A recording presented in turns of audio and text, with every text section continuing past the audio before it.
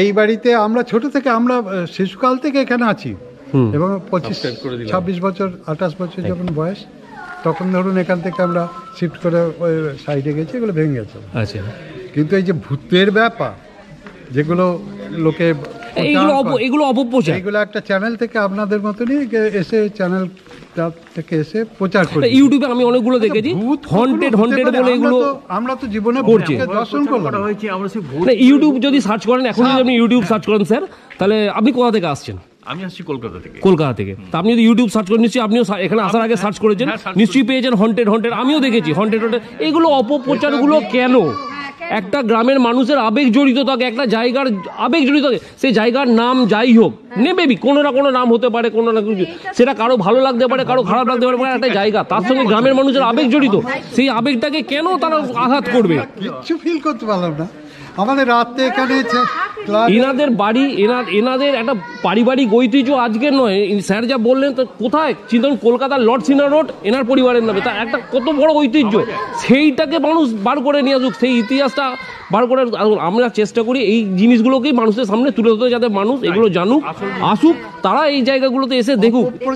কারণ একটা বাড়িতে যদি সাধারণ মানুষ আসে, আমি আমার চ্যানেলের দর্শকদের বলছি, তারা এরকম ধরো আসবে, এরকম বাড়িগুলোর ছবি তুলবে, ঠিক আছে, দিয়ে চলে যাবে, দিয়ে বলে কিছুই দেখার নাই, দুটো ভাঙা বাড়ি দেখলাম, 4টে জানলা দেখলাম, 4টে দরজা রয়েছে, বাড়ি ভেঙে পড়ে যাচ্ছে, দুটো কুলুঙ্গি দেখলাম, বা এইখানে একটা কুঁয়ো রয়েছে।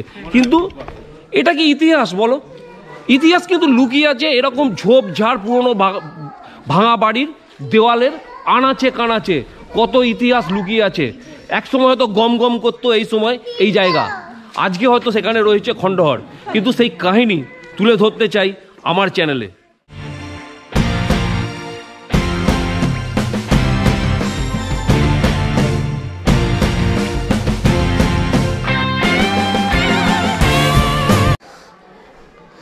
এই জায়গাটা কিন্তু একটু রিস্ক আছে, দেখো এই জায়গাটা মধ্যে ঠিক আছে। এরপর এই যে মেঝেটা দেখতে পাচ্ছ, এই যে মেঝেটা কিন্তু বসে গেছে, যে কোনো মুহূর্তে বসে যেতে পারে বা ভেঙে পড়তে পারে তোমাকে নিয়ে, যদি তুমি যাও।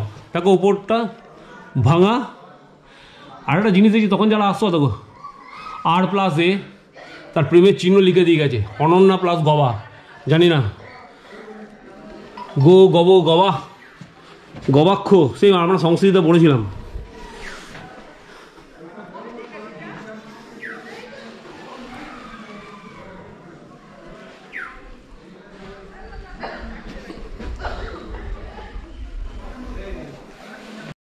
আমরা উঠে এলাম এই রাস্তাটা দিয়ে, দেখে নাও, দেখতে পাচ্ছ, আর এইখানে সিঁড়ি গর্ত, এইবার উপরে উঠতে হবে। কত কিভাবে উঠবো জানি না, গোপ্রো রেখে উঠছি।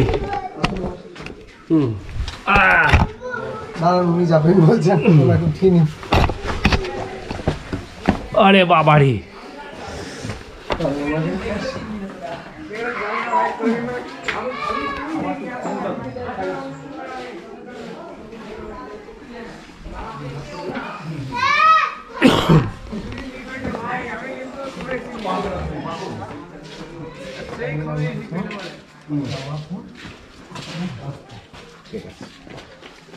এটাতে একদম উপর উঠে যাবে।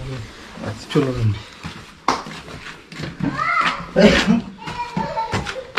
মাঝের অংশগুলো ভেঙে গেছে, সিঁড়ি কিন্তু এখানে ভালো আছে, এইখানকার সিঁড়িটা ভালো। এই সিঁড়িগুলো সব ভাঙা ঝুলেছে। আচ্ছা আচ্ছা, সিঁড়িগুলো তোমরা বাগিয়েছো সিঁড়িগুলো? হ্যাঁ হ্যাঁ। আচ্ছা, এরকম আমরা একটা ফ্লোরে উঠলাম। এটা হচ্ছে থার্ড, এটা থার্ড ফ্লোর। কতটা উঁচু, সিঁড়ির ধাপ দেখো কতটা উঁচু উঁচু। স্বর্গের সিঁড়ি।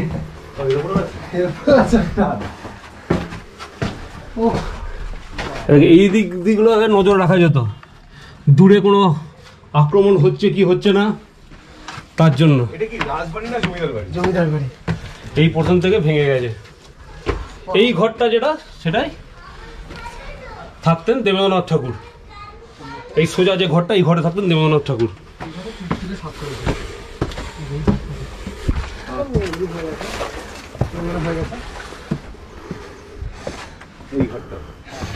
হ্যাঁ দেখো হ্যাঁ এই যে উপরে একদম ফোর্থ ফ্লোর। আস্তে হ্যাঁ আস্তে। আমরা গেছিলাম ওই ছাদটায়, এই ছাদে দেখালাম। এদিকে দেখো গোটা গ্রাম দেখা যাচ্ছে, আর ওই হচ্ছে নারায়ণ মন্দির, গোটা গ্রাম। তেল পুকুরটা দেখা যাচ্ছে, এখান থেকে আপনি দেখতে পারবেন এই যে জল জমে আছে, ওই যে জল জমে রয়েছে, হ্যাঁ ওটা তেল পুকুর ছিল। এই জল জমাটা তেলপুকুর, দেখতে পাচ্ছি কিনা জানি না। সোজা দেখো সবুজ রঙের এই যে লর্ড জল জমেছে। জন্মভিটে, হ্যাঁ ওটা স্যারের জন্মভিটা, আমি ছবি নিয়েছি, ডিটেলসে দেখিয়ে দেবো। ওই সাদা বাড়িটা? হ্যাঁ সাদাবাড়ি পাশে যে খড়ের চালটা রয়েছে ওটা হচ্ছে না জন্মভিটে। ওটা হচ্ছে জন্মভিটে। হ্যাঁ। এখান থেকে গোটা গ্রাম। এই মন্দিরটা হচ্ছে ঘোষালবাড়ির দুর্গা মন্দির। কোনটা? ওই যে মন্দিরটা দেখতে পাচ্ছেন, হ্যাঁ হ্যাঁ হ্যাঁ ওটা আমাদের যে অবন সেতু রয়েছে, হ্যাঁ অবন সেতু। অবন সেতুর যে ইঞ্জিনিয়ার হুম এটা তো মানে ওনার ইয়েতেই তৈরি হয়েছিল। আচ্ছা আচ্ছা আচ্ছা। আচ্ছা এইগুলো কি ছিল, এই ফাঁক যেগুলো রয়েছে? সেটা বলতে পারবো না, কিছু না কিছু তো থাকবে, বাট একটা ইয়ে দেখতে পাচ্ছি এখানে, এগুলো পিলা মানে কত লোহার বা কিছু ছিল বোধহয়, ভেঙে গেছে। একটা রয়েছে এখানে দেখতে পাচ্ছি, ভেঙে গেছে, কিন্তু কাজ কিন্তু দারুণ, কি সুন্দর কার্ভ করে করা, পিলার করে, বহু দূর দেখা যাচ্ছে, এটা কাকুটিয়া, বহু দূর। কোনটা কি গ্রাম? কাকুটিয়া, কাকুটিয়া। আচ্ছা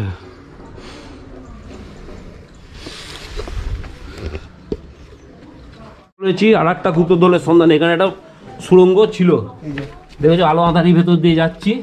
ভাই একটু আলোটা মারো, আর বন্ধ করে দিয়েছে। আপনি ঢুকতে পারেন এখন, এটাতে আচ্ছা ঢুকতে মানে আচ্ছা, এটাতে দেখা যায়? হ্যাঁ দেখা যাবে। আচ্ছা ঢুকতে পারেন আপনি। না থাক, রিস্ক নেবো না। হ্যাঁ এখানে রয়েছে, বন্ধ করা আছে। এরকম দুটো সুড়ঙ্গ দেখালাম তোমাদেরকে। ইতিহাস হ্যাঁ একটা লর্ড সিনাকে নিয়ে একটা ব্যাপার আছে, হুম অনলি লর্ড সিনাকে নিয়ে, হুম সেটা একটা ইতিহাস। আর শান্তিনিকেতন প্রতিষ্ঠা দেবেন্দ্রনাথ ঠাকুরের এখানে আসা এবং সেখান থেকে বিশ্বভারতীর প্রতিষ্ঠা যেটা বলছে, হুম। সেইটা একটা ইতিহাস।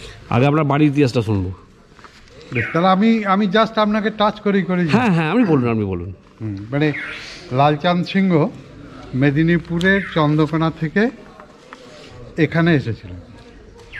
আসার কারণ যদি বলেন তো এগুলো তো ইতিহাসের ব্যাপার, অত হয়তো অ্যাকুরেট বলা যাবে না, তবে যতদূর সম্ভব ওইখানে বর্গী আন্দোলন হয়েছে, বর্গী তখন একটা অত্যাচার ছিল। তো মেদিনীপুরে একটা রিচ ফ্যামিলি ছিল এই সিনহা ফ্যামিলি। তো কোনো অত্যাচারের ভয় হোক বা যাই হোক, ওই বর্গীদের ভয়ে তারা এইখানে চলেছে। এবং ওদের ব্যবসা তখন ব্যবসাটা ছিল মেন আপনার ওই কাপড়ের ব্যবসা। কাপড় যে বোনা হতো, মোটা মোটা কাপড়, ওই যেগুলো জাহাজে লাগানো হতো, আচ্ছা পাল বা এরকম জায়গায়, হ্যাঁ পালের ওইগুলো জন্য। তৈরি হতো। তো সেই উপলক্ষে ওরা এখানে অজয় নদী দিয়ে গঙ্গা থেকে কলকাতা এবং এক্সপোর্ট হতো মাল, সেই জন্য ওরা এখান থেকে চয়েস করেছিল। এবং এখানে আসার পর ওরা প্রচুর তাঁতিকে নিয়ে এসেছিল, মানে যারা তাঁতের কাজ করতো। তো তারা ওই এখানে তাঁতিপাড়া, ইলামবাজার, আমাদের রায়পুরে যারা খুব ঘনিষ্ঠ ছিল জমিদার ওই লালচাঁদের সঙ্গে, তারা এখানে বসবাস করেছিল রায়পুরে। বাকিরা সব ওই অত দূর, তাঁতিপাড়া এখান থেকে অনেক দূর, 22-30 কিলোমিটার হবে, ওইখানে সব ছিল। তো তারা এসে তারা তাঁত বুনতো, সেই তাঁত এক্সপোর্ট হতো। এই ছিল জমিদার বাড়ির প্রথম এখানে সূচনা। এবারে তারপরে ওরা এসে যা হয়, রিচ ফ্যামিলি, তারা জমি জায়গা কিনতে শুরু করলো, প্লাস এখানে একটা বিরাট জমিদারি তারা তৈরি করে। মানে যতদূর শুনেছি যে আমাদের ওয়েস্ট বেঙ্গলের ভেতরে একটা বড় জমিদার যেগুলো ছিল, রাজা নয় জমিদার যারা ছিল, সেই জমিদারদের ভেতরে একটা প্রভাবশালী এবং বিরাট বিত্তবান জমিদার ছিল। এই জায়গাগুলো শুনেছিলাম যে বর্ধমান রাজার আন্ডারই নাকি ছিল জায়গাগুলো। আমাদের জমিদারি বর্ধমান রাজার আন্ডারে ছিল। এইখান থেকে আপনার ঘুষ করার কাছাকাছি ওই সব জায়গা পর্যন্ত আমাদের জমিদারির আন্ডারে ছিল। আচ্ছা আপনারা তাহলে খাজনাটা দিতেন বর্ধমান মহারাজকে? বর্ধমান মহারাজ এবং কাকে দিতেন? কোনো বর্ধমান মহারাজকে মনে করতে পারবেন? কোনো নাম, কোনো এই মুহূর্তে নাম নেই। আচ্ছা আচ্ছা আচ্ছা, তারপর কি হলো? এই হলো আমাদের এখানকার প্রতিষ্ঠা। আচ্ছা মানে এবারে এইটা একসঙ্গে কিন্তু প্রতিষ্ঠা হয় না। এইরকম এই যেটা দেখছেন, এইরকম 4টে জায়গা ছিল, মোট 4টে জায়গা এইরকম, ঠিক এইরকম। এইগুলো হচ্ছে অন্দরমহল। এটা অন্দরমহল।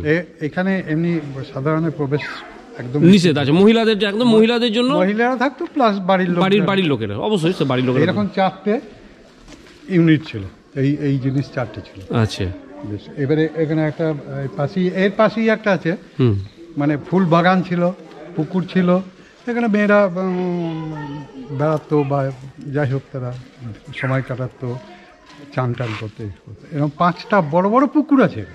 আচ্ছা, 5টা পুকুর আছে এরিয়ার ভেতর। আচ্ছা, এবং এইটা 100 বিঘে জমির উপরে মোটামুটি ধরুন এই জমিদার বাড়ি 100 বিঘা জমির উপর। 100 বিঘের উপর। আরে যেটা বাপরে, দেখছেন এটা কতটা হবে, 4-5 বিঘে হবে। হ্যাঁ তা হবে। বেশ, এইরকম তাহলে 4টে এরকম জায়গা ছিল, প্লাস 5টা পুকুর আছে, বাগান আছে, এইসব নিয়ে মন্দির আছে করে 100 বিঘে জায়গার। আচ্ছা, মন্দির যেটা দেখলাম ওটা কিসের মন্দির? ওটা নারায়ণের মন্দির। মানে এটা যখন ওরা ওখান থেকে এসছেন, নারায়ণকেও সঙ্গে করে আপনাদের কুলদেবতা? আমাদের কুলদেবতা। আচ্ছা, শুধু নারায়ণ আছেন না মা লক্ষ্মীও আছেন? না, লক্ষ্মীর একটা, ওটা আবার অন্যদিকে চলে গেলেন। এটা নারায়ণের মন্দির। আচ্ছা, নারায়ণ থাকেন বাইরে, আচ্ছা, মানে তিনি হচ্ছেন আমাদের গার্ড। আচ্ছা, এবারে লক্ষ্মী কিন্তু অন্দরে আছেন আমাদের আচ্ছা। প্রত্যেকের বাড়িতে। লক্ষ্মী সেটা পাতা হয়, নিয়ম মাফিক আছে, আচ্ছা, পৌষ মাসে ভাদ্র মাসে। হ্যাঁ, হ্যাঁ, সেটা গৃহলক্ষ্মী, কিন্তু গৃহলক্ষ্মী, বুঝেছি। আর মঙ্গলচণ্ডী বলে একটা মা দুর্গারই একটা পাথরের উপরে মূর্তি ছিল। আচ্ছা, সেটা এই বিল্ডিং এর উপরে এখানে থাকতো। আচ্ছা, এই মানে কিন্তু ওই বলিদান ফলিদান ওইসবের ব্যাপার নয়, চণ্ডী মানে যে ওইসব ব্যাপারগুলো কিছু নয়, কিন্তু এমনি পাথরের একটা মূর্তি, সেইটা এখন ওই নারায়ণবাড়িতেই আমরা ধ্বংসস্তূপ থেকে নিয়ে গিয়ে ওইখানে নারায়ণবাড়ি। ভালো করেছেন, খুব ভালো করেছেন। এইটা হচ্ছে এই বাড়ির ইতিহাস। এবারে এদের মেন ছিল আপনার তাঁতের ব্যবসা, এবং এরা সব শিক্ষিত, মানে সব শিক্ষার জগতে চলে গেছিল, মানে ছোটোর থেকে এখান থেকে সব। যেই জন্যে দেবেন্দ্রনাথ ঠাকুরের সঙ্গে যোগাযোগ, সেটা হচ্ছে এইখানের যে তখন যারা ছিল প্রতাপ নারায়ণ সিংহ, ভুবনমোহন সিংহ মিনস ভুবনডাঙ্গা, যেটা বলছে ভুবনডাঙ্গা এনার নাম অনুসারে, ভুবনমোহন সিংহর নাম অনুসারে জায়গাটা, বোলপুরের জায়গাটার নাম ভুবনডাঙ্গা। সব বোলপুরে যতগুলো জায়গা আছে সব আপনাদের? দেবেন্দ্রগঞ্জ, হ্যাঁ দেবেন্দ্রগঞ্জ, দেবেন্দ্র প্রসন্ন সিংহ। আচ্ছা, হ্যাঁ, শ্যামবাটি, হ্যাঁ শ্যামবাটি, শ্যাম কিশোর সিংহ। আচ্ছা, জমিদারের আচ্ছা, আচ্ছা, মানে আপনাদেরই বিভিন্ন নামে একটা গ্রাম তৈরি হয়েছিল তখন, ওইগুলো একটা জায়গা ছিল। আচ্ছা, এবারে ভুবনমোহন সিংহ ছিলেন ব্রাহ্ম ধর্মে দীক্ষিত। আচ্ছা, এবং তাদের গুরুদেব ছিলেন দেবেন্দ্রনাথ ঠাকুর। গুরুদেবকে আনার জন্যে তারা, মানে যা হয় গুরুদেবকে আনার জন্য, এবারে গুরুদেবকে আনলেন ভুবনমোহন সিংহ। এবারে উনি এসে ওই দেখুন ওপরের যে রুমটা এখনো রয়েছে, হ্যাঁ 3 তলায়, ওটা 4 তলার উপরে। 4 তলার উপরে? হ্যাঁ। আচ্ছা, বিশাল গাছের ফাঁক দিয়ে দেখা যাচ্ছে, দেখে নাও এই দিক থেকে একটুখানি টুকরো দেখা যাচ্ছে, দেখালাম, একটু ডিটেলসে দেখিয়ে দেবো তোমাদের পরে। রুম ছিল, হ্যাঁ, মানে ওই 12x12 একটা রুম, একদম ঝকঝকে, মানে সেই কি শাঁখের চুন দিয়ে তৈরি, আরে বাবা, ঝকঝক করতে। সেই একটি খাট ছিল, সেইখানে দেবেন্দ্রনাথ ঠাকুর এসে অনেকবার বোধহয় এসেছেন, তিনি ছিলেন। এবং ওনার নিজের হাতে লেখা ছিল অনেকগুলো জায়গা, অনেক রকম, মানে ভালো ভালো কথা। আমরা যদিও কলেজ লাইফে দেখেছি, তো ওইগুলোর অত মর্ম তখন বুঝতাম না, কিন্তু যেটা আপনার ছাতিমতলায় লেখা আছে, তুমি আমার আত্মীয় না, আত্মার ওই দেখবেন ছাতিমতলায় একটা লেখা আছে না, কোটেশন, ওইটা ওনার নিজের হাতে এখানে লেখা, ডেট দেওয়া, সই করা। আপনাদের এইখানে বসে লেখা ওই লেখাটা এই ছাদে? হ্যাঁ, মানে এই ঘরে আর কি, ছাদে বলছি, ঘরে।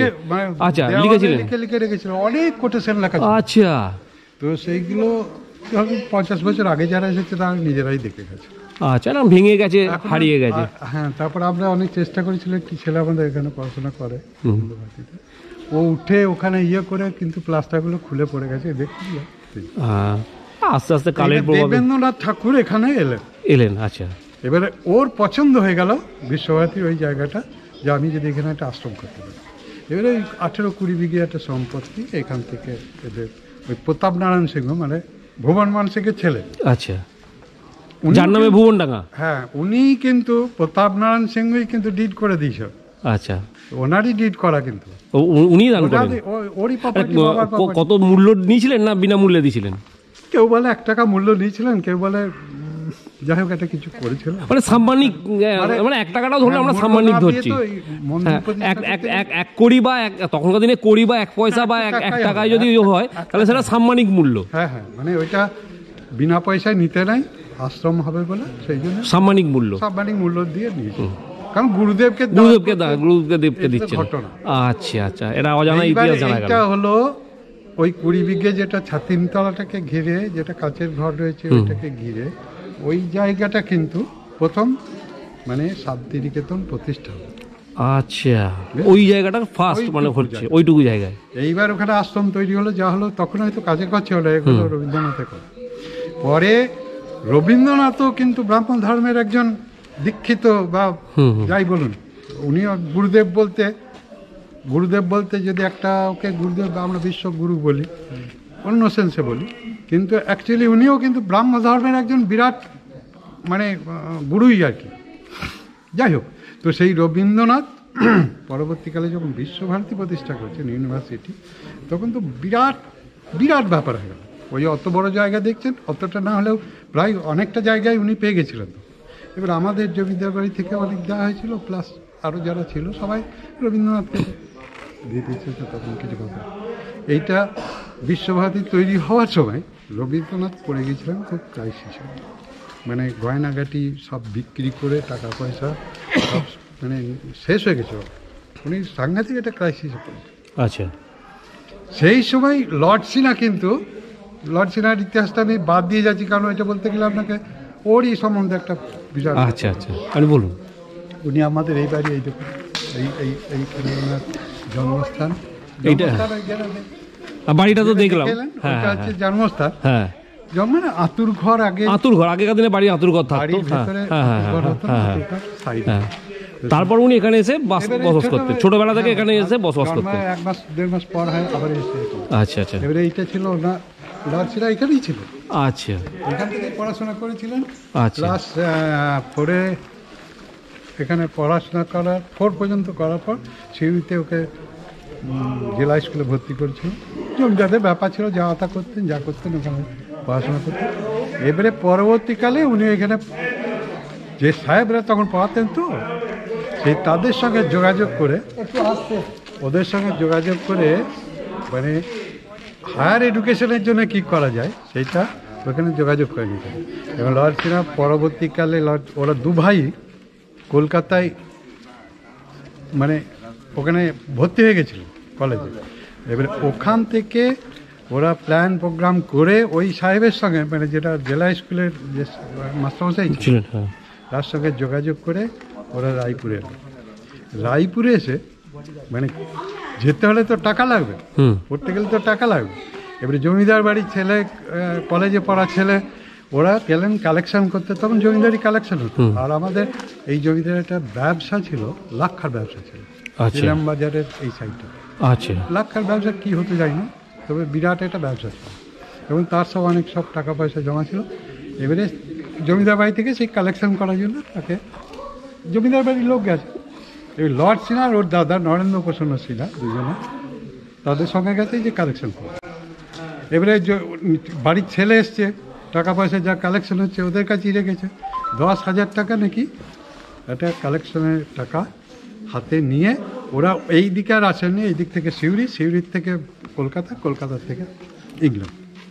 আচ্ছা, মানে পড়তে চলে গেলেন বাড়ি থেকে না বলে বেরিয়ে গেলেন। কারণ কি, টাকাটা নিয়ে পড়াশোনা করবেন। আচ্ছা, বেশ। এবারে যাই হোক, তারপরে ওখানে গিয়ে পড়াশোনা করে লর্ড সিনহা তো ওই ব্যারিস্টারি পড়ে উনি তো লর্ড হয়ে গেলেন। আর লর্ড হয়েছে, লর্ডের ব্যাপারটা অনেক বড়, ব্যাপারগুলো যাক উনি পরবর্তীকালে ওনাকে কি বাড়িতে ঢুকতে দিত না শুনেছিলাম, এরকম কোনো? ইংল্যান্ড গিয়েছেন, হ্যাঁ, এবং ইংল্যান্ড যাওয়ার জন্যে তখন একটা সামাজিক আমাদের হিন্দুদের একটা কুসংস্কারই বলে যাই বলি, তখনকার সমাজ ব্যবস্থা এটা ছিল যে ইংল্যান্ড গেলে তারা মানে হিন্দু সমাজ থেকে সমাজচ্যুত হয়ে গেছে। তো এই বাড়ির ভেতরে আর তিনি ঢুকতে পারেননি। আচ্ছা, বুঝলেন তো, বাইরে আসতেন। এবং বাইরে বাইরে এসেও একটা স্কুল প্রত্যেক বছর রায়পুরে দুবার করে আসতেন। তার মা তখন বেঁচে ছিলেন? মা ছিলেন। মায়ের সঙ্গে কি তার দেখা হতো? মা ওই ছাদের ওইখানে উঠতেন, নয় ওই উপর ছাদে, বাই ছাদে টপ ছিল একটা। আচ্ছা, ভেঙে গেছে, সব ভেঙে গেছে। ওর উপরে আরো দুটো একটা তলা। আচ্ছা আচ্ছা, মানে উপর ছাদে ওই ছাদে উঠতেন। হ্যাঁ। আর আমাদেরই একটা গোয়াল বাড়ি ছিল একদম লাস্টে, একদম মানে বাউন্ডারির বাইরে। লর্ড সিনা এসে কিন্তু এক রাত একবার দুই ছিলেন ওখানে। আচ্ছা। ওই গোয়াল বাড়ি মানে গোয়াল ঘর শুদ্ধ অশুদ্ধ হয় না, গোয়াল ঘরের মানে একটা চালাতে ওকে থাকতে হয়েছিল। আচ্ছা। এবার চিন্তা করুন, যদি আমাদের একজন প্রাইম মিনিস্টার সে আসছে, এসে ওই রকম পরিবেশে থাকে, তবুও তিনি এক রাত্রি ওখানে ছিলেন এবং ওইখান থেকে বাইনোকুলার দিয়ে মাকে দেখতেন। মা এখান থেকে ছাদে উঠতেন, এই ছাদে বাইনোকুলার, মা তো বেরোবেন না, উনি বাউন্ডারিতে ঢুকেন। এই ছিল পরিবেশ। তো যাই হোক, পরবর্তীকালে আমাদের যিনি লাস্ট জমিদার ছিলেন প্রমোদনাথ সিংহ, তিনি খুব ব্রড ব্লোডের জমিদার ছিলেন। তো তিনি লাস্ট একদম ওকে এনে মানে এন্ট্রিটা এখানে ঢুকে লাস্ট, জমিদারও লাস্ট, ওরও আসাটা লাস্ট ছিল। আচ্ছা, তখন ওনার কত বয়স? বয়স ওই 60-এর ওপরে ধরুন। তখন 60-এর ওপরে ওনার বয়স? 60 থেকে 64 বছর বয়সে মারা গেছে, তার ভেতরই। আচ্ছা, বৃদ্ধ বয়স। আচ্ছা, তখনকার 64 বছর মানে তারা বৃদ্ধ। সেই যে উনি, কিন্তু উনি দুবার করে আসতেন কি জন্যে, একটা স্কুল ছিল তখন, উনি তো জেলা স্কুলে পড়াশোনা করেছেন, উনি ধরেই নিয়েছিলেন যে গ্রাম থেকে ছেলেরা গিয়ে হায়ার এডুকেশন বা পড়াশোনার লাইনে যেতে গেলে পারবে, কারণ সেই পরিবেশও নয়। এবারে ওর যে কষ্টটা উনি অনুভব করেছিলেন, যেটা সাধারণ লোকের জন্য, ওই মাপেরই একটা স্কুল আমি এখানে করি। বাহ। এবং এই স্কুলটা দেখুন, এই সামনে যে স্কুলটা দেখলাম, 60-70 বিঘে জায়গা নিয়ে স্কুল। আচ্ছা, পশ্চিমবঙ্গে আর রায়পুর গ্রাম থেকে ঢুকতে যে ডান দিকে বাঁ দিকে যে স্কুলটা দেখলাম, আচ্ছা, ওই স্কুলটা পশ্চিমবঙ্গের কোনো স্কুল ওই অত বড় এরিয়া নিয়ে ক্লাস 6 অব্দি স্কুল ছিল। তো লর্ড করেছেন তখন 6 অব্দি, ব্যাস। ওরা হয়তো আরেকটু এম ছিল যে একটু আচ্ছা বড় হবে। তো 100 বিঘে 60-70 বিঘে জায়গা নিয়ে বিশাল, 60-70 বিঘে জায়গা মানে বিরাট ব্যাপার। থেকে অনেক বাধা পেয়েছিলেন আমাদের জমিদার বাড়ির থেকে। আচ্ছা। কারণ কি না, একজন সাহেব, সে সাহেব হয়ে গেছে, সে আমাদের জমিদারিতে এসে স্কুল করবে, হবে না, ইগোর ব্যাপার। একবার করতে দেয়নি, দুবার করতে দেয়নি। আমার বাবারা ছিল মানে লর্ড সিনার ফেভারে, বাবা লর্ড সিনার কাছে থেকেও ছিল। যাই হোক, তো বাবারা চেষ্টা অনেক করেছিল কিন্তু পারেননি, দাদুরা। আচ্ছা, আমার দাদুরা পারেননি। শেষে লর্ড সিনার রবীন্দ্রনাথের সঙ্গে যোগাযোগ করলেন। রবীন্দ্রনাথ এসে জমিদারকে বোঝালেন যে স্কুলটা হবে ছেলেদের পড়াশোনার জন্য, এখানে কে টাকা দিচ্ছে, কে কী করছে, এটা বড় কথা। সেই রবীন্দ্রনাথ কনভিন্স করলেন আমাদের প্রমোদনাথ সিংহের, তখন যে জমিদার ছিল, এবং প্রমোদনাথ সিংহ নিজের দাড়ি থেকে ওই স্কুলটা তৈরি করেছেন। টাকাটা দিয়েছেন লর্ড সিনা, প্ল্যানিংটা করেছিলেন রবীন্দ্রনাথ। আরে বাবা, দারুণ। এই রবীন্দ্রনাথের প্ল্যানিংয়ে আপনি বিশ্বভারতী যা যা দেখছেন, তখনকার রবীন্দ্রনাথের দেখুন আমাদের স্কুলে সেই জিনিসগুলো ছিল। তাই? তাঁতের কাজ, ওই দেখুন শ্রীনিকেতনের তাঁত শেখানো হতো, তাঁতের ব্যাপার, এগ্রিকালচার, চাষ হবে এগ্রিকালচার। রবীন্দ্রনাথ খুবই মানে গ্রাম মানে প্রেমী ছিলেন, গ্রামের উপরে তার একটা প্রেম ছিল। চাষিরা কি করে ডেভেলপ করবে, তাই জন্য তো কোঅপারেটিভ ব্যাংক শ্রীনিকেতনে দেখেছেন রবীন্দ্রনাথের তৈরি, এইসব আবিষ্কার করেছেন উনি। মানে তখনকার পিরিয়ডে কোঅপারেটিভ ব্যাংক আবার কি জিনিস, এবং ওইখানে লর্ড সিনা 10,000 টাকা আর রবীন্দ্রনাথের একটা 15,000 টাকা ফান্ড দিয়ে প্রথমে কোঅপারেটিভ ব্যাংক শুরুলে যেটা আছে, আচ্ছা আচ্ছা, ওইটা সৃষ্টি হয়েছে। আচ্ছা, এবারে পরবর্তীকালে যখন টোটাল উনি গ্রাম ভিত্তিক একটা কিছু করার চিন্তা ভাবনা করছিলেন, টোটাল এরিয়াটা শ্রীনিকেতনের ওই জায়গাটা, ওইটা আমাদের সিনা ফ্যামিলি ছিল, এবং ওইটা লর্ড সিনার থ্রু দিয়ে উনি টোটাল এরিয়াটা নিয়েছিলেন। পল্লী সংগঠন বিভাগ যেটা রয়েছে তার আন্ডারে যে কাজগুলো, সেইটা পল্লী সংগঠন বিভাগে যে বিল্ডিংটা দেখবেন, 3তলা একটা বিল্ডিং আছে, খুব সুন্দর বিল্ডিং, ওইটা লর্ড সিনা কিনেছিলেন যে উনি এসে ওইখানে থাকবেন, ওইখান থেকে রায়পুর ভিজিট করতে আসবে। আচ্ছা, ওর কারণ ছিল এইটা। আচ্ছা, একটা কথা কলকাতা যে একটা লর্ড সিনা রোড আছে, এটা কি এনার নামেই? সত্যেন্দ্রপ্রসন্ন সিনহা, লর্ড সিনার নাম, লর্ড সিনার নামে, এনার নামে কলকাতার লর্ড সিনা রোড। আচ্ছা, এটাও একটা অজানা তথ্য। জেনে গেল আমার দর্শকরা। যারা কলকাতার লোক লর্ড সিনহা কে লর্ড সিনহা এটা জানে, যে এই লর্ড সিনহা মানে আমাদের এই লর্ড সিনহা। আচ্ছা আচ্ছা এবং লর্ড সিনহা ছিলেন অ্যাকচুয়ালি কংগ্রেসের লোক। আচ্ছা আরে গান্ধীজির নেতাজির সঙ্গে যখন একটা ফিকশন হয়েছিল গান্ধীজির, ওই সীতারামাইয়া বলে সেই সময় বোধহয় দাঁড়িয়েছিলেন কংগ্রেসের হয়ে, এরকম কিছু একটা ব্যাপার ছিল, যেটা কংগ্রেস পার্টির ব্যাপার ছিল। সেই সময় যে ঝামেলাটা হচ্ছিল লর্ড সিনহার সঙ্গে গান্ধীজির, সেইটাকে মেটানোর জন্য লর্ড সিনহা একটা মানে রোল দিয়েছিলেন, ভাইটাল রোল। আচ্ছা, তো তখন সর্বসম্মতিক্রমে কংগ্রেস থেকে ঠিক করেছিল যে লর্ড সিনহাকেই তাহলে কংগ্রেস প্রেসিডেন্ট করা হয়, এবং লর্ড সিনহা কংগ্রেস প্রেসিডেন্ট হয়েছে। আচ্ছা, ন্যাশনাল কংগ্রেস। আচ্ছা, বেশ, এবারে কংগ্রেস প্রেসিডেন্ট হয়ে উনি গান্ধীজির সঙ্গে নেতাজির ব্যাপারটাকে একটা মানে মিউচুয়াল করতে করার চেষ্টা করেছে, পারেনি, মানে পারেনি এই জন্যই যে নেতাজির চিন্তাধারা সম্পূর্ণ আলাদা, গান্ধীজির চিন্তাধারা সম্পূর্ণ আলাদা। তো যাই হোক, নেতাজি তো বেরিয়ে চলে গেল, এরা গান্ধীজির সঙ্গে থেকে পরবর্তীকালে যে স্বাধীন হলো, উনি ওই সংবিধান যে তৈরি হয়েছিল, একটা কমিটি তৈরি হয়েছিল, সেই কমিটিরও মেম্বার ছিল। আচ্ছা, অবশ্য অনেকে ছিল, কে কে ছিল, আমি ছবিটা ছিল আমার খেয়াল নেই, 7 জন ছিলেন ভাইটাল লোক। আচ্ছা আচ্ছা, সেই 7 জনের ভিতরে মানে আইনের ব্যাপারগুলো লর্ড সিনহা দেখতে। এইটা হলো, এই তো শান্তিনিকেতন হয়ে গেল, লর্ড সিনহা হয়ে গেল, আপনার রাজবাড়ির প্রতিষ্ঠা। আপনার নামটা যদি বলেন। আমার নাম বাদল সিংহ। বা আচ্ছা, লর্ড সিনহা আপনার কে হচ্ছেন? আরে লর্ড সিনহা আমার থেকে 5th পুরুষ যদি চলে যায় তবে লর্ড সিনহাকে পাবো। আচ্ছা, আমার দাদুর কাকা। আচ্ছা, আপনার দাদুর কাকা। এই কুয়োটাকে নিয়ে একটা অপপ্রচার আছে, এখানে জেনে নেবো স্থানীয় মানুষদের কাছ থেকে কি অপপ্রচার আছে এটা। যে জমিদাররা এখানে মানে যারা বদমাইশ লোক তাদেরকে এনে কুয়োতে ফেলে দিত, আমরা তাদেরকে বলছি তাহলে জল খেতে কোথায়? তখন তার ওই 5 তলা 10 তলাতে জল উঠে যেত না, এই কুয়োর জলই খেতে হতো। আপনার নামটা স্যার? আমার নাম দেবেশ মিত্র। উনি হচ্ছেন অ্যাকচুয়ালি আমাদের রায়পুরের ঐতিহাসিক বললে পরে যা বোঝায়। আচ্ছা, রায়পুরের সুদমের ইতিহাস, মানে রায়পুরের টোটাল ইতিহাস স্যারের কাছে পাওয়া যাবে। না, আমি আমার বাড়ি সোদপুর ঘোলা। কেমন লাগলো রায়পুর রাজবাড়ি? খুবই সুন্দর। আমার বহুদিনের একটা এরকম জমিদার বাড়ি দেখার ইচ্ছে ছিল। এই অ্যাট্রাকশনে মেনলি আমার বোলপুরে আসা। এটা আমি অনেক সিনেমাতে দেখেছি, যবে থেকে দেখেছি তবে থেকে একটা ইচ্ছে ছিল এখানে আসা। তো এখানে আসতে পেরে খুব ভালো লাগছে। খুব সুন্দর জিনিস, অনেক হিস্ট্রিও জানতে পারলাম ওনার থেকে, যিনি এখানকার এখনও রয়েছেন। তো ওভারঅল এক্সপিরিয়েন্স খুব সুন্দর। আপনার নামটা কি বলেন? আমার নাম সুভাষিস ধর। Thank you. আমরা চলেছি জমিদার বাড়ির আরেকটা দিকে, এরকম সরু গলি দিয়ে দেখো ঢুকছি। এদিকে একটা সিঁড়ি উঠে গেছে, ঘরের দিকে দেখো।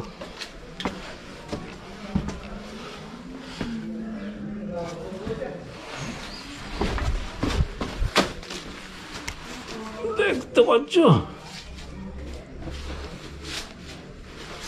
এদিকেও সিঁড়ি আর একটা মহলে যাওয়ার, এদিকেও রয়েছে ভাইদেরকে নিয়ে।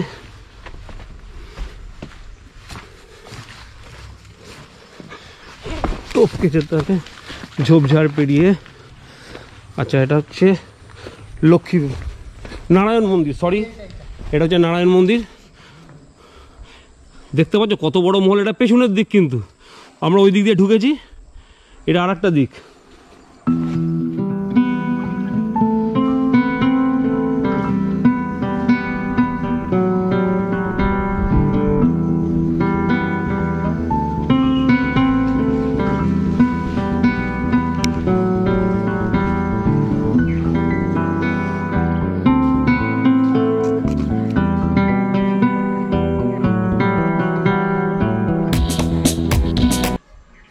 নিয়ে যাচ্ছি এই রায়পুর আরেকটি জায়গায়, আমার সঙ্গে থাকো।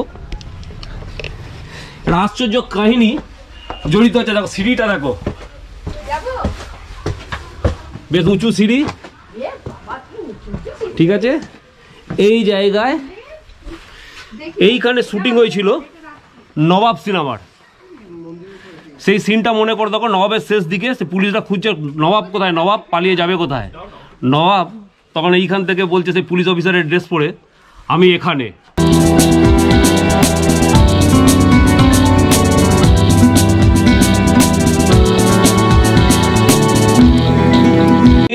এখানকার স্থানীয় কিছু ইয়ং ছেলেকে বা আমার ভাইদের, এরাই এখানে উদ্যোগ নিয়ে সবাইকে এই জমিদার বাড়ি ঘুরিয়ে দেখায়। তা এরা কি চাইছে ভাইদের সঙ্গে একটু কথা বলে নিই। এবং এরা এই যে পরিষ্কার পরিচ্ছন্ন রাখছে সব এদেরই হাত। ভাইদের সঙ্গে কথা বলে নেবো। ভাই নমস্কার। তোমরা কি এই উদ্যোগটা কীভাবে নিলে? এটা মূলত আমাদের দীর্ঘ 8-10 বছরের মতন, অ্যাপ্রক্স 8-10 বছরের মতন একটা জার্নি। আসলে দেখুন, আমাদের কাছে তো সেই ফান্ডের রিসোর্স নেই, ম্যান পাওয়ার, মানি পাওয়ারটা ভীষণ কম, এবং আরও যেটা কম সেটা হচ্ছে সামাজিক অবস্থা। তো কমিউনিটিকে ইনভলভ করতে গেলে আপনাকে খুব স্লো প্রসেসে আপনাকে এগোতে হয়। তো এইটার প্রতি আমাদের একটা শ্রদ্ধা ছিল, কিন্তু শ্রদ্ধা দেখানোর যে মাধ্যম সেটা আমাদের জানা ছিল না, বা জানা থাকলেও সেটাকে যে অ্যাপ্লাই করা, সেই পথে বিভিন্ন ধরনের বাধা তৈরি হয়। তারপরে আপনার 2018 সালে জনপ্রিয় এক সংবাদ মাধ্যমের অপপ্রচারে বলতে গেলে আমরা আরও নড়ে চড়ে বসি। তারপর থেকে এটাকে আমরা সম্পূর্ণ টেক ওভার করি। এখানকার যারা স্থানীয় রায়পুর জমিদার বংশের যারা বর্তমান বংশধর, তাদের থেকে। এই বাড়িটা ভাঙাচোরা হলেও পুরোটি কিন্তু এখন আপনার বলতে গেলে কিছুটা প্রাইভেট প্রপার্টি আর কিছুটা দেবত্ব সম্পত্তি। তো আমাদের শ্রদ্ধেয় পর্যটক, বিশেষ করে বাঙালি পর্যটকদের অনেকেরই ধারণা থাকে ভাঙাচোরা বাড়ি মানে হয় পাবলিক অথবা সরকারি প্রপার্টি। একেবারেই নয়। আপনার বাথরুম যতই নোংরা থাকুক, আমি বাইরে থেকে গিয়ে সেটা অনুমতি ছাড়া আমার নিজের মতন করে ব্যবহার করতে পারি না।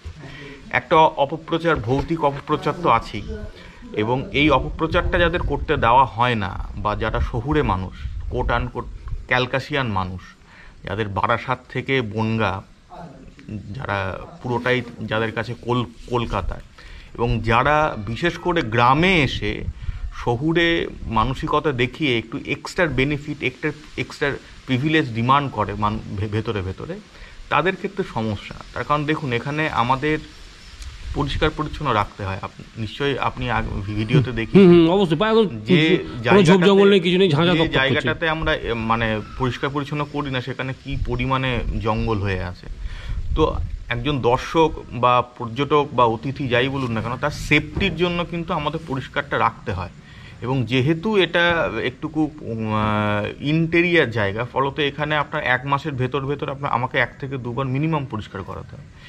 এবারে এই টাকাটা আমরা পাবো কোথায়? আমরা তো কোনো রকম কোনো পার্কিং চার্জ নিই না, কোনো রকম এন্ট্রি ফি নেই। আপনি নর্মাল স্টিল ছবি তুলছেন, সেখানেও আমার কোনো মানে আপত্তি নেই। কিন্তু আপনি যখন ভিডিও করছেন, আমার সেখানে একটা চার্জ লাগে। এর 2টো কারণ। বেসিক কারণ হচ্ছে যে যতটা সম্ভব এই ভৌতিক অপপ্রচারকে আটকে দেওয়া, যতটা সম্ভব। তালা লাগালেই যে চোর আসবে না তা না, সম্ভাবনাটাকে কমিয়ে আনা যায় আর কি। তো এই যে যখন আমরা পয়সাটা নিই তার থেকে, প্রি ওয়েডিং বলুন, মোদ্দা কথা এনি মানে ফরম্যাট অফ ভিডিও, সেটা ব্লগ হতে পারে, আপনার professional photoshoot, pre wedding, post wedding, যে কোনো ধরনের পারপাসে অনুষ্ঠানে, যে কোনো, সেখানে আমরা যিনি আমাদেরকে যার কাছ থেকে টাকাটা নিচ্ছি, তার আমরা গভর্নমেন্ট আই কার্ডের ডিটেলস আমরা আমাদের কাছে রাখি। অনেকের মনে হয় এটা পুজোর চাঁদার মতন, যেটা হয় তাদেরও দোষ নেই, তারা নিজেরাও হয়তো যে সংস্থাগুলোর সাথে যুক্ত, তারা হয়তো নিজেরা এরকম করে, সেই কারণে বাকিদের এরকম ভাবে। তো আমরা যেটা করি সেটা তার গভর্নমেন্ট আই কার্ড ডিটেলসটা রাখি, অ্যাটলিস্ট তার এডিটিং টেবিলে যেন খেয়াল থাকে, আমরা চাইলেই তাকে ট্র্যাক করতে পারবো। এবং আমরা করেওছি, আমাদের বেশ কিছু মানে কেস কাছারি হয়েওছে, সেই ভিডিও তুলতেও হয়েছে। এবারে যেটা হচ্ছে যে তার এগেনস্টে আমরা একটা চার্জ নিই। এখন দেখুন, আপনি প্রফেশনালি ফটোশ্যুট করছেন, সেখানে আপনি কোনো চ্যারিটি করতে আসেননি, আপনি ইউটিউবে ভিডিও দিচ্ছেন। এখন গ্রামের মানুষ, অন্তত অনেকে ভাবে গ্রামের মানুষ বোকা, মানে ইউটিউবে ভিডিও করছে মানে তার কোনো প্রফিট নেই। ইউটিউবে যে ভিডিও করছে তার নেশা, পাশাপাশি এটা পেশাও, সেটা একটা সোর্স অফ ইনকামও। আমরা তার পার্সপেক্টিভই চাইছি। আমরা কিন্তু এখানে কোনো স্টুডেন্ট যদি তার কোনো ডিপার্টমেন্টাল কাজে আসে, ধরুন কোনো একটা ডকুমেন্টারি করতে আসছে, বা ধরুন এখানে স্কেচ করতে আসছে, বা এখানে মাস কমিউনিকেশন ডিপার্টমেন্ট বা বিভিন্ন ফটোগ্রাফি ডিপার্টমেন্টগুলো থেকে তারা আউটডোর করতে আসে, আমরা কিন্তু কোনো রকম চার্জ নিই না। হ্যাঁ, অবশ্যই তার একটা প্রসেস আছে, ডিপার্টমেন্টাল একটা অথরাইজেশন লেটার লাগবে। এবার অনেকে যেটা করে, যেটা মানে এই সুযোগটাকে অপব্যবহার করে, আমি তো অমুক বিশ্ববিদ্যালয়ের স্টুডেন্ট, নিয়ে সে যেটা করতে চাইছে সে তার নিজের বিয়ের বা অন্য কারোর বিয়ের একটা ফটোশ্যুট বা ভিডিও। এখন ডিপার্টমেন্টগুলো তো কোনোদিন ছাত্রদের বিয়ের অনুমতির জন্য অথরাইজ করে না। তো যাই হোক, এটা মানুষের ধারণা, বিশেষ করে একটা ভালো শুভ উদ্যোগ আপনারা নিয়েছেন। তো এখন যেটা আমরা পরিকল্পনা করছি, এটার আমরা একটা আর্কিটেকচারাল যে স্কেচ লেআউট বিভিন্ন ফ্লোরগুলো, তো সেইগুলো আমরা করছি, সমস্তটাই অ্যারেঞ্জ রিমডেলিং করার চেষ্টা করছি যাতে পুরনো অবস্থায় ফিরিয়ে আনা যায়। না, সেটার জন্য প্রাইমারি আমাদের কাছে রিসোর্স তো নেই, আমরা চেষ্টা করছি আমরা চেষ্টা করছি যে অ্যাটলিস্ট একটা প্রপার স্কেচ ডেভেলপ করে যাওয়া, তাতে আমাদের জীবন দশাতে যদি এই বাড়ি ধ্বংস হয়ে যায় বা পরবর্তীকালে যদি ধ্বংস হয়ে যায়, তাহলে আগামী জেনারেশন তাদের কাছে যদি ম্যান পাওয়ার এবং মানি পাওয়ার থাকে, তারা যেন ওই স্কেচ দেখে হুবহু এই বাড়িটার একটা স্ট্রাকচার বানিয়ে ফেলতে। এইটা একটা। আর একটা আমরা 2-3টে রুম আপাতত রেনোভেট করে এখানে একটা সংগ্রহশালা তৈরি করার চেষ্টা করছি, যেখানে রায়পুর গ্রাম সহ আশেপাশে প্রায় 10টা গ্রামের ইতিহাস পর্যটকদের জন্য সেখানে ডিসপ্লে করা হবে। পরবর্তীকালে ওটাকে এক্সটেন্ড করে থিয়েটার মিউজিয়াম অফ বীরভূমে কনভার্ট করার বা মিউজিয়াম অফ বীরভূমে কনভার্ট করার একটা প্রাথমিক পরিকল্পনা নেওয়া হয়েছে। তবে আমাদের মানে প্রথম পদক্ষেপ হিসেবে 2-3টে রুম রেনোভেট করা, সেটাকে মিউজিয়ামে কনভার্ট করা, এবং পুরো এরিয়াটা, এই যে 63 বিঘা এরিয়া, এই পুরো এরিয়াটার যে জিওগ্রাফিক্যাল এবং আর্কিটেকচারাল স্টাডি, তার ম্যাপ রেডি করা, এই কাজগুলো আপাতত আমাদের প্রথম প্রাধান্য বলা যেতে পারে। এছাড়াও আমরা যেটা করছি যে আঞ্চলিক ইতিহাসের প্রতি দায়বদ্ধ থেকে আমরা কিছু বই বার করছি, যে বইগুলো হচ্ছে আমাদের স্থানীয় যারা লেখক আছে, নতুন লেখক বা প্রচুর পুরনো দিনের মানুষ যাদের ডায়েরি লেখার অভ্যাস ছিল বা যাদের স্মৃতিকথাতে এখনো অনেকটা ইতিহাস ফিরে পাওয়া যায়, সেই লেখাগুলোকে আমরা 2 মলাটের আকারে প্রকাশের একটা উদ্যোগ নিয়েছি। তোমার নামটা ভাই? আমার নাম অঙ্কুশ দাস। আর তোমার নাম ভাই? আমার নাম হচ্ছে মৈনাক চ্যাটার্জি। মৈনাক চ্যাটার্জি। কেমন লাগলো রায়পুর রাজবাড়ির ভিডিও? যদি ভালো লাগে তাহলে লাইক দিও, বন্ধুদের সাথে শেয়ার করো। যদি আমাদের চ্যানেলে প্রথম এসে থাকো তাহলে সাবস্ক্রাইব করো। আমরা হাজির হব বর্ধমান তথা বাংলার এরকম বিভিন্ন অজানা অদেখা কাহিনী নিয়ে। দেখা হবে অন্য কোনো ভিডিও। ভালো থেকো বন্ধু। জয় হিন্দ।